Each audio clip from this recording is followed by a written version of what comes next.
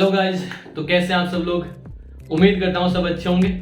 देखो, आज से हम नई क्लास स्टार्ट करने जा रहे हैं, क्लास 10, जिसके अंदर हम पढ़ेंगे मैथ के पूरे चैप्टर जो अभी नया सिलेबस है ना, उसके अकॉर्डिंग। ठीक है, तो अगर आसपास कोई बच्चा है आपके तो प्लीज उसको बता देना कि 10th के वीडियो भी अपलोड होने जा रहे हैं और मैथ के हैं पहले। तो अगर टाइम मिला तो बाकी सब्जेक्ट के भी सोचेंगे। ठीक है, तो देखो आज का हमारा फर्स्ट चैप्टर पढ़ रहे हैं 10th का, जिसका नाम है वास्तविक संख्याएं। आज इसका इंट्रोडक्शन वीडियो होगा और कल से हम इसको रेगुलर करेंगे। ठीक है, तो देखो नाम आया है वास्तविक संख्याएं। वास्तविक संख्याओं को इंग्लिश में बोलते हैं रियल नंबर्स। क्या बोलते हैं? Real numbers. तो पहले तो मैं आपको इस डायरेक्ट एक्सरसाइज में नहीं लेके जा रहा हूं, क्योंकि पहले इसके जो बेसिक्स हैं वो कंप्लीट करने जा रहे हैं। ठीक है, तो जरा वीडियो इंपॉर्टेंट है तो ध्यान से देखना। ठीक है, देखो एक आपको बता दूं, मैथ के अंदर संख्याओं की बात कर रहे हैं ना, क्योंकि चैप्टर का नाम ही क्या है? वास्तविक संख्याएं। तो पहला टॉपिक होगा संख्याएं किसे बोलते हैं। ठीक है, संख्याएं किसे बोलते हैं, ध्यान रखना। देखो मैथ के अंदर संख्याएं दो टाइप से हो सकती है। कितने टाइप से हो सकती है? दो टाइप से। एक तो हो सकती है वास्तविक संख्याएं, एक हो सकती है काल्पनिक संख्याएं। ठीक है, जो संख्याएं होती है वो दो टाइप की हो सकती है, वास्तविक और काल्पनिक। मैं लिख देता हूं पहले, फिर समझेंगे। संख्याएं होती है दो टाइप की, एक तो होती है वास्तविक संख्याएं और एक होती है कौन सी? काल्पनिक संख्याएं। एक होती है काल्पनिक संख्याएं। ठीक है, जो संख्याएं होती है वो दो प्रकार की होती है, एक तो होती है वास्तविक और एक होती है काल्पनिक। कहने का मतलब जो नंबर होते हैं वो दो प्रकार से हो सकते हैं, रियल नंबर और इमेजिनरी नंबर। काल्पनिक को इंग्लिश में बोलते हैं इमेजिनरी। ठीक है, इमेजिनरी नंबर वास्तविक में होते नहीं है ना, काल्पनिक वास्तविक संख्या और काल्पनिक संख्या। मैं आपको बता दूं, आप काल्पनिक संख्याओं के बारे में क्लास 11 में पढ़ोगे। हमारे सिलेबस में काल्पनिक संख्याएं नहीं है, हम पढ़ने जा रहे हैं वास्तविक संख्याएं, क्योंकि चैप्टर का नाम ही क्या है? वास्तविक संख्याएं। तो पहला तो आपके मन में थीम बनना चाहिए कि संख्याएं पढ़ने जाते हैं हम, अगर डायरेक्ट पढ़ने जा रहे हैं संख्या, तो हम वहां पे दो चीजें डिस्कस करते हैं, वास्तविक और काल्पनिक। लेकिन आपके सिलेबस में सिर्फ और सिर्फ कौन सी है? वास्तविक संख्या। 11th क्लास में पढ़ोगे आप काल्पनिक संख्या। लेकिन फिर भी मैं बता दूं, काल्पनिक संख्याओं से तात्पर्य क्या है, देखना जरा। अगर मैंने आपसे पूछा होता एक्स स्क्वायर माइनस 3 बराबर 0 है, प्लस 3 बराबर क्या है? 0 है, तो एक्स का मान बताना जरा। आप क्या करते? लिखते एक्स स्क्वायर, ये प्लस का है, इस तरफ जाके क्या हो जाएगा? माइनस का। तो यहाँ पे आप लिखते एक्स बराबर -3। जब आप यहां से स्क्वायर हटाते तो इस 3 पे क्या आता? रूट आता, वर्ग आता। तो यहाँ पे आप क्या लिखते हैं? एक्स बराबर प्लस माइनस अंडर रूट किसका? 3, वो भी किसका? माइनस का। ठीक है, अगर ऐसी संख्याएं आ रही है और वास्तव में आप इसका मान नहीं निकाल पाओगे। देखो आपको मैं एक हिंट के लिए बता दूं, इस माइनस को हटाने के लिए यहाँ पे हम यूज करेंगे आयोटा का यूज करेंगे। ठीक है, और ये आयोटा बताता है कि ये संख्या कौन सी है? काल्पनिक। लेकिन फिर भी ध्यान रखना, ये आपके काम के नहीं है, मैं आपको सिर्फ बताना चाह रहा था, ये 11th क्लास में है। ठीक है, तो हम बात करेंगे वास्तविक संख्याओं की। तो मैं आपको बता दूं, वास्तविक संख्याएं भी है ना, दो प्रकार की होती है। कितने टाइप की होती है? दो टाइप की होती है। मैं एक बार लिख देता हूं, फिर समझेंगे। वास्तविक संख्याएं भी दो टाइप की होती है। फर्स्ट तो होती है परिमेय संख्याएं और एक होती है अपरिमेय संख्याएं। आप 9th क्लास में ये चीजें शायद पढ़ चुके हैं, और नहीं पढ़े तो कोई घबराने वाली बात नहीं है, हम यहाँ पे डिस्कस करने जा रहे हैं। देखो संख्याएं दो टाइप की होती है, वास्तविक और काल्पनिक। काल्पनिक हमको नहीं पढ़नी, वास्तविक हमको पढ़नी है, क्योंकि चैप्टर का नाम ही क्या है? वास्तविक। वास्तविक संख्या भी रियल में दो प्रकार की होती है, परिमेय और अपरिमेय।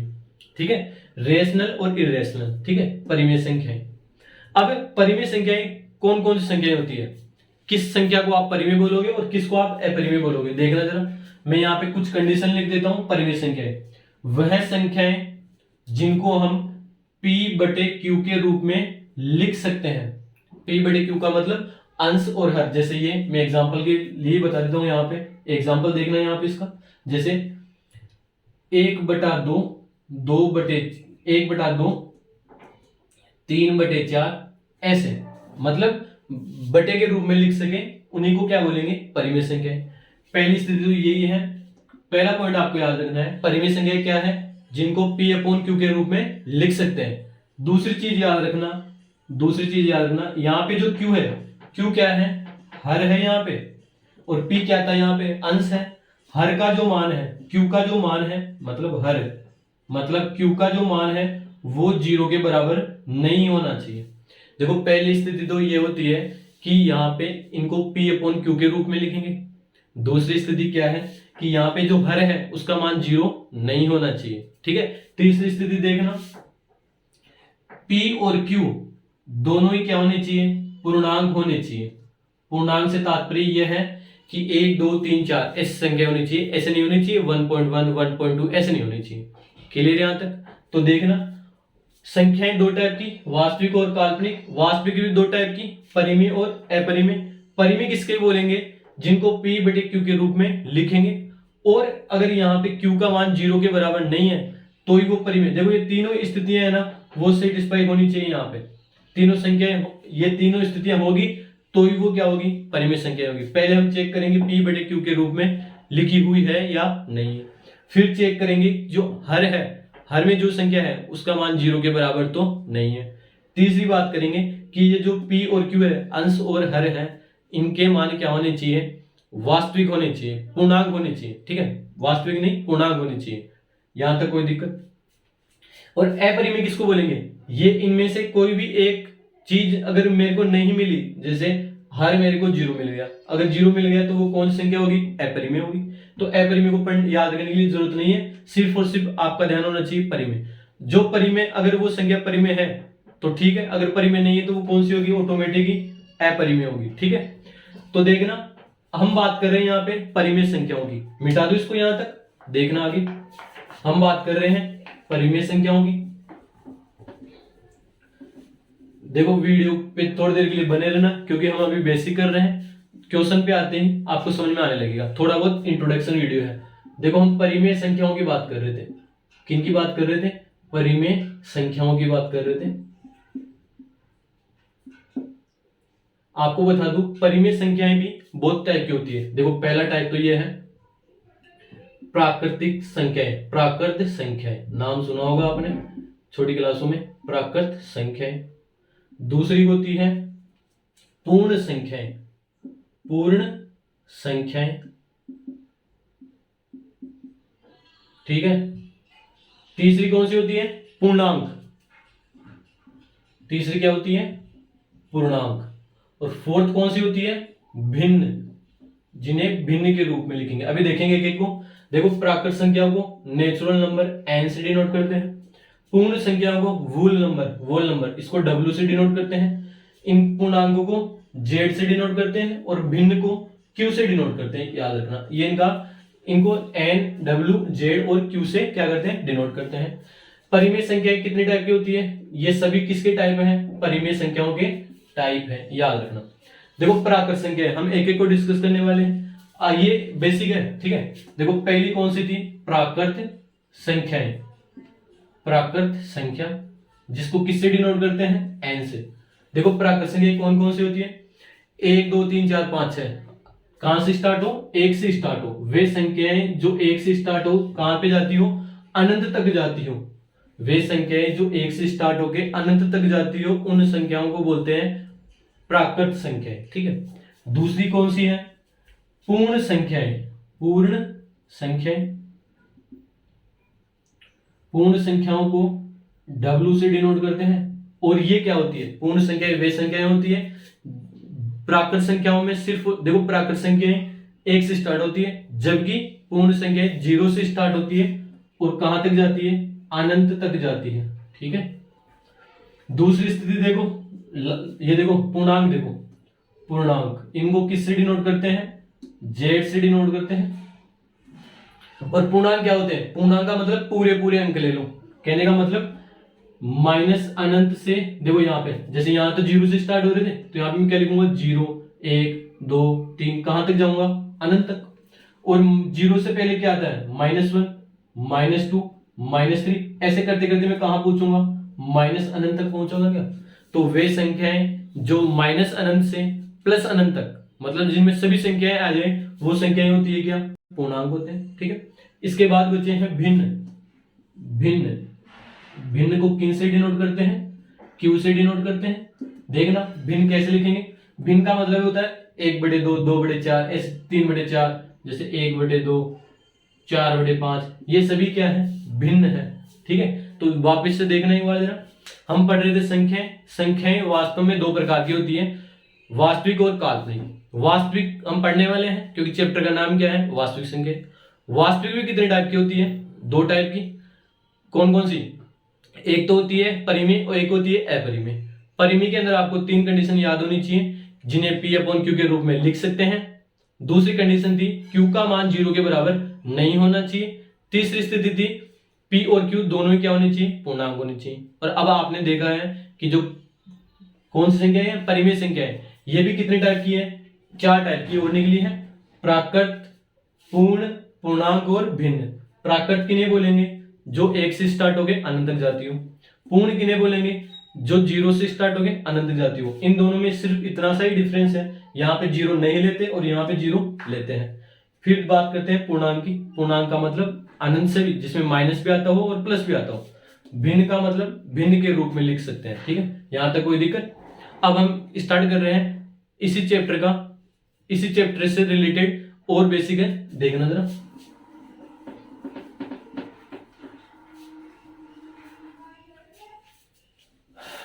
यहाँ पे एक प्रमेय दे रखी है, यूक्लिड। नाम लिख दो यहाँ पे मैं, यूक्लिड विभाजन प्रमेय। यूक्लिड विभाजन प्रमेय दे रखी है। देखो अब चैप्टर पे आ चुके हैं हम, तो ढंग से समझना यूक्लिड विभाजन प्रमेय को। इस पे क्वेश्चन जरूर आता है, 1 नंबर का, 2 नंबर का भी आ सकता है, ठीक है। देखना जरा, यूक्लिड विभाजन प्रमेय ये बोलती है यदि दो धन पूर्णांक, एक बार समझना आ जाएगा समझ में, इजी है। यदि 2 धन पूर्णांक a और b इस टाइप से है कि a बड़ा है किससे? b से।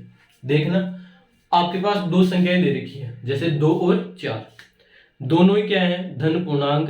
और आपको पता है जो बड़ा है, हम a को तो बोलेंगे जो बड़ी वाली संख्या है। बड़ी वाली संख्या क्या 4 है, तो 4 को यहाँ पे क्या मानेंगे? a, ठीक है। और जो 2 था उसको क्या मानेंगे? b मानेंगे। कहने का मतलब 2 संख्याएं दे रखी है, जो बड़ी होगी उसे a मानेंगे और जो छोटी होगी उसे b मानेंगे, ठीक है। अगर ऐसे हो तो हम यहाँ पे लिखेंगे a बराबर b q प्लस r लिखेंगे इसको। देखना जरा, एक तो वो जो बड़ी वाली संख्या थी वो, b जो छोटी वाली थी वो, और q का मतलब होता है भागफल, और r का मतलब होता है रिमाइंडर, यानी कि शेषफल, ठीक है। ये एक प्रमेय है जो आपको याद होनी चाहिए। अभी के लिए सिर्फ इसको याद रखो, इस पे क्वेश्चन आएगा आपको सब कुछ समझ में आ जाएगा, ठीक है। देखो a बराबर B Q plus R. a क्या है? जो वो संख्या दे रखी थी ना, 2 संख्याएं, उनमें से जो बड़ी वाली संख्या थी उसको इस तरफ लिखना है, फिर छोटी वाली संख्या को लिखना है, साथ में क्या लिखना है? भागफल। अभी देखेंगे भागफल कैसे लिखेंगे, फिर प्लस लिख के क्या लिखेंगे? शेषफल। यह है यूक्लिड विभाजन प्रमेय। इसकी सहायता से हम निकालेंगे यहाँ पे HCF। क्या निकालेंगे? HCF निकालेंगे, ठीक है। देखना अब हम स्टार्ट कर रहे हैं इसी चैप्टर का फर्स्ट क्वेश्चन, ठीक है। हाँ, तो हम एक्सरसाइज 1.1 का फर्स्ट क्वेश्चन लेके चल रहे हैं, जो ये बोल रहा है कि हमें निकालना है HCF निकालना है यूक्लिड विभाजन प्रमेय की सहायता से। तो देखो जरा, फर्स्ट क्वेश्चन ये है कि 135 और 225 दो संख्याएं दे रखी है, इनका हमको HCF निकालना है, ठीक है। HCF निकालने के लिए किसकी सहायता कर लेंगे हम? यूक्लिड विभाजन प्रमेयिका की सहायता से, जो हम देख चुके हैं। बताओ देखिए यूक्लिड विभाजन प्रमेयिका होती क्या है? ये होती है यूक्लिड विभाजन एल्गोरिथम, ठीक है। प्रमेयिका भी बोल सकते हैं, एल्गोरिथम भी बोल सकते हैं। एल्गोरिथम से क्या करेंगे? 2 संख्याएं दे रखी है, 135 और 225। बताओ कौन संख्या बड़ी है? 225 बड़ी है 135 से। और मैंने बोला था कि यहाँ पे यूक्लिड विभाजन प्रमेयिका होती क्या है? a बराबर बी क्यू प्लस आर ये क्या होती है, यूक्लिड विभाजक परमिका होती है। यहाँ पे ये ए क्या था, जो बड़ी वाली संख्या थी, तो बताओ यहाँ पे एक का मान कितना है, ये संख्या, ये किसका मान है, एक का है, और जो छोटी है वो किसका मान होता है, बी का होता है। ठीक है यहाँ तक। अब लिखेंगे कैसे, ए यानी कि बड़ी वाली संख्या, बड़ी वाली संख्या कौन सी है, 225 बराबर बी, बी कौन सी है, 135। ठीक है। अब आपको बड़ी वाली संख्या में छोटी वाली संख्या का क्या देना है, भाग देना है, तो साइड में दे लेना। यहाँ पे कर रहा हूं इसको, 225 में भाग देना है किसका, 135 का। ठीक है, तो देखो 35 का भाग देंगे तो 135 का कितनी बार जाएगा, 2 बार में आ जाएगा। यहाँ पे 270 है ना, तो एक ही बार में जाएगा, कितना आएगा 135। 5 में से 5 गए 0, 12 में से 3 गए तो 9, और 1 की जगह 90 आ चुका है। ठीक है, ये क्या है, भागफल, यानी कि Q का मान है ये ना, और ये क्या है, शेषफल, आगे भाग नहीं जा रहा इसमें ना, शेषफल R का मान है। तो Q का मान तो ये 1 है और R का मान 90 है, तो इसमें रखो जरा। देखो A की जगह रख दिया मैंने 225, B की जगह रख दिया मैंने 135, Q की जगह कितना रखूंगा 1, तो मैं इसको गुणा करके क्या लिखूंगा 1, प्लस की जगह प्लस है, और R की जगह कितना लिखोगे 90 लिखोगे। ठीक है, आपको ये प्रक्रिया तब तक दोहरानी है जब तक कि शेषफल 90 नहीं आ जाता। जहां पर शेषफल 90 आ गया वही उसका क्या होगा, आंसर होगा। देखना जरा, ये स्टेप फर्स्ट थी जो हमने कंप्लीट की है। स्टेप सेकंड में देखना क्या करेंगे, 90 और 135 को लेंगे ना, 90 और 135 को लेंगे। बताओ ए का मान कितना होगा, जो बड़ी वाली संख्या है, तो बड़ी वाली संख्या क्या है 135। ठीक है, और बी का मान कितना है 90, तो ये तो है बी का मान, और ये किसका मान है ए का। रखो इस वाली प्रमेय में, ए बराबर यानी कि बड़ी वाली संख्या बराबर छोटी वाली संख्या। एक बड़ी वाली संख्या में क्या करते हैं हम, छोटी वाली संख्या का भाग देते हैं, तो यहाँ पे साइड में देना 135 में जब आप 90 का भाग दोगे, 135 में जब आप 90 का भाग दोगे कितनी बार जाएगा, नहीं 190 का नहीं, 90 का भाग देंगे, सॉरी 90 का भाग देंगे, 9 दूनी 18, 180, यानी कि एक ही बार जाएगा, वो कितना आएगा 90। 10 में से 5 गए, 10 में से 0 गया, 5 में से 0 गए तो 5, 13 में से 9 गए तो 45। ये क्या है Q है, और ये क्या है R है, शेषफल और भागफल। तो रखो जरा इसको, यहाँ पे क्या लिखोगे, A बराबर मैंने A की जगह कितना रख दिया है 135, B कितना है 90 है, Q कितना है 1 है, गुणा 1 प्लस रिमाइंडर कितना है, देखो R शेषफल कितना है 45, यहाँ पे लिखो 45। यहाँ पे अभी भी क्या नहीं हुआ है, 0 नहीं हुआ है, तो ये प्रक्रिया हमको एक बार और दोहरानी पड़ेगी। स्टेप थर्ड देखना, किस में भाग देंगे, 90 का 45 में भाग देंगे। यहाँ पे बड़ी वाली संख्या क्या है 90, तो ए का मान कितना है 90, और बी का मान कितना है 45। ठीक है, तो रखो इसको, पहले बड़ी वाली संख्या बराबर ए का मान है ना, बराबर बी कितना है 45। ठीक है, यानी कि बड़ी वाली संख्या में छोटी वाली संख्या का क्या देते हैं, भाग देते हैं, तो साइड में देना 90 के अंदर 45 का अगर भाग दोगे, 45 दूनी 90, 2 बार में कितना आया 90, शेषफल कितना आया 0। ये किसका मान है, Q का मान है, ये किसका मान है R का मान। रखो इसमें जरा, A बराबर B इंटू Q कितना है 2 प्लस रिमाइंडर कितना है 0। जहां पे 0 आ गया वही हमारा क्या होगा, आंसर होगा। देखो जहां पर शेषफल 0 आ गया, जिसका भाग देने पर शेषफल 0 आया है, वही हमारा क्या होगा आंसर। तो हमने किसका भाग दिया है 45 का भाग दिया है, तो यहाँ पे हमारा HCF कितना होगा, यहाँ पे हम लिखेंगे।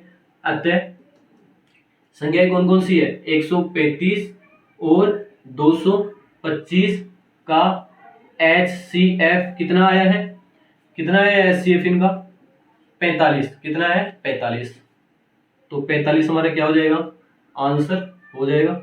यहाँ पे मैंने 45 को आंसर क्यों लिखा है, देखना हमको ये प्रक्रिया बार बार दोहरानी है जब तक कि शेषफल क्या नहीं आ जाता 0। जहां पर शेषफल 0 आ गया, इसका मतलब वही हमारा क्या होगा आंसर। और आंसर किसको लेना पड़ेगा, जिसका हम क्या दे रहे हैं भाग दे रहे हैं।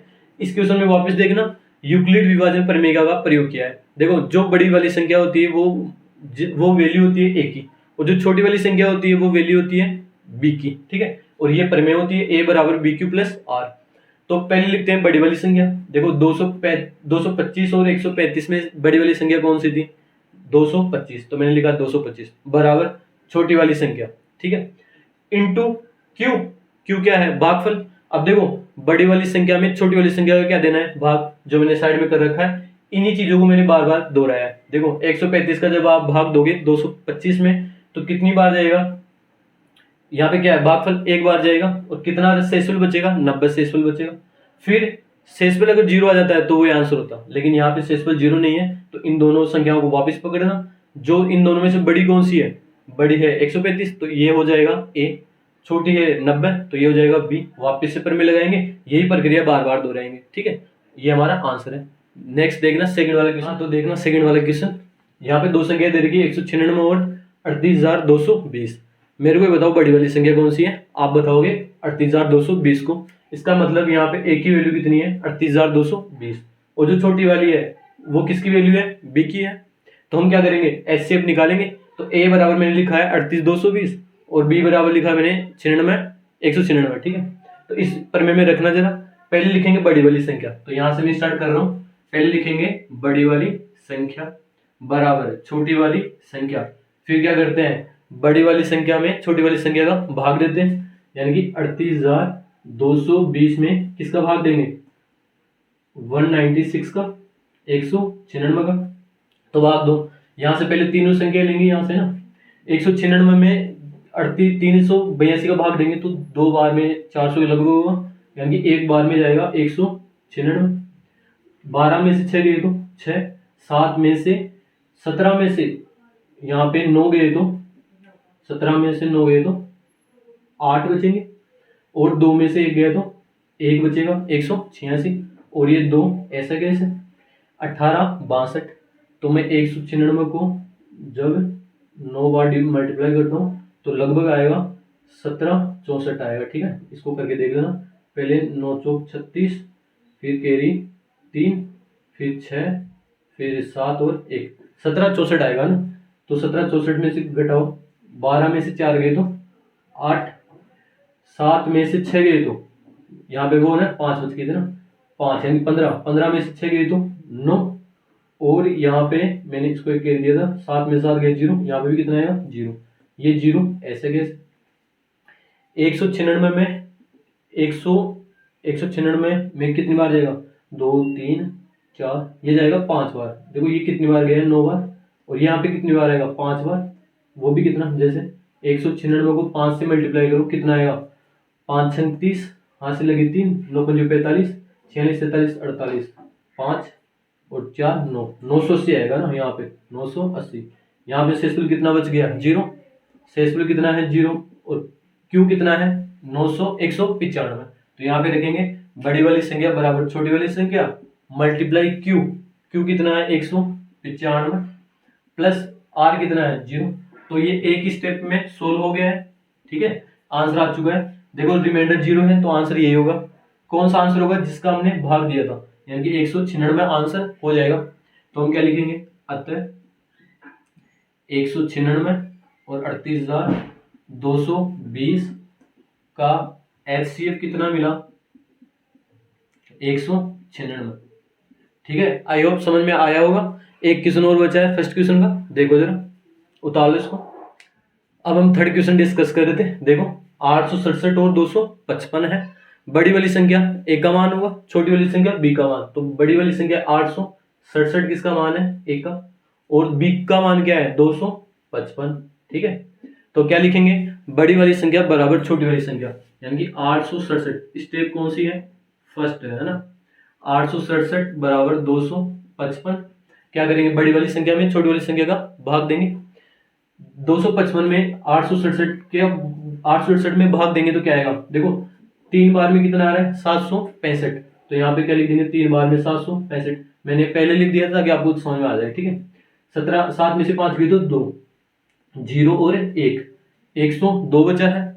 ये किसका मान है? क्यू का। ये किसका मान है? आर का। तो लिखो यहाँ पे आगे ए बराबर बी तक लिख चुका हूं 255, क्यू कितना है 3, ठीक है, तो यहाँ पे लिख देंगे गुणा 3 प्लस आर कितना है 102।